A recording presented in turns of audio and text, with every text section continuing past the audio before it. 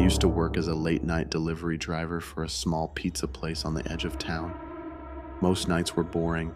College students, graveyard shift workers, the occasional drunk guy who forgot he ordered food.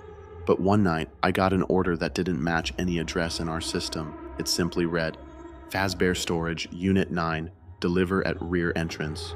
I almost refused it. The tip was huge though, bigger than a normal order. My boss said, just take it. Corporate accounts always tip well. Corporate, right. The drive took me 20 minutes past the edge of town, into an industrial area where the buildings looked abandoned years ago. No streetlights, no cars, just rows of silent metal warehouses slumped in the dark like sleeping giants. The one I needed was at the very end. Fazbear Entertainment Storage, authorized personnel only. The sign was rusted, the logo was faded. The whole place felt wrong, like a building that still breathed, even though it had been dead for years. I parked in the back lot. The concrete was cracked, weeds poking through. There was a single metal door with a yellow security light flickering overhead. Not the clean corporate look I expected from a company that once ran children's restaurants. When I knocked, nobody answered. I knocked again, still nothing. I should have left. Honestly, any sane person would have left. But something about the silence made me feel like I was being watched, like someone knew I was there and was waiting for me to make the next move. I pushed on the door. It opened. The smell hit me first, stale metal, dust, and something faintly chemical, like old oil left out too long. The hallway beyond the door was dimly lit by a few flickering fluorescent lights, and in the distance, I heard something. Not voices, not footsteps. I called out, "Hello? I've got a delivery?" My voice echoed unnaturally far down the corridor. No answer. I stepped inside, pizza bag in hand. Every sound felt magnified. The scuff of my shoes, the drip of water from a leaking pipe, the low hum of machinery hidden somewhere deeper in the building. Halfway down the hall, I reached a sign. Unit 9. I turned the corner and froze. The room looked like a scrapyard for animatronics. Huge metal crates lined the walls, some open, some sealed. I recognized the Fazbear logo stamped across all of them.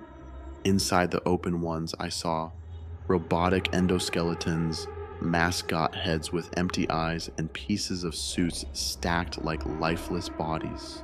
Some parts twitched slightly, like they were trying to move, even though they were disconnected.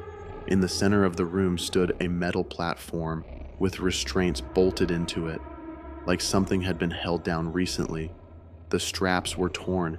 Deep gouges were scratched into the steel. The hairs on the back of my neck stood up. Then something else happened. From the darkness behind a row of crates, I heard breathing. Not human breathing, heavy, distorted, metal scraping against concrete. My pulse went cold. A pair of reflective eyes flickered to life between the shelves. Too high up, too wide apart to be human.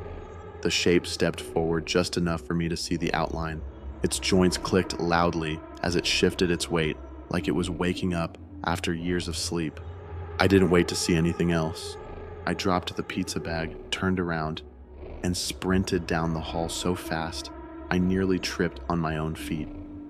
Behind me, I heard something huge dragging across the floor in uneven steps, like it was following, but not rushing, just stalking, just watching. I didn't look back. I burst out the rear door, jumped into my car, and floored it out of the lot. The entire time, I swore I could feel eyes on me through that narrow sliver in the door. When I got back, I told my boss the place was abandoned and nobody answered. He shrugged and removed it from the system. But for days afterward, I got calls to my personal phone from an unknown number. No voicemail, no sound, just calls. Each time when I answered, there was nothing but a faint mechanical whir, the same sound I heard in that warehouse. I quit the job a week later, and every now and then, when I drive past the industrial district at night, I swear I can see a yellow light flickering inside Unit 9, like something inside is still awake.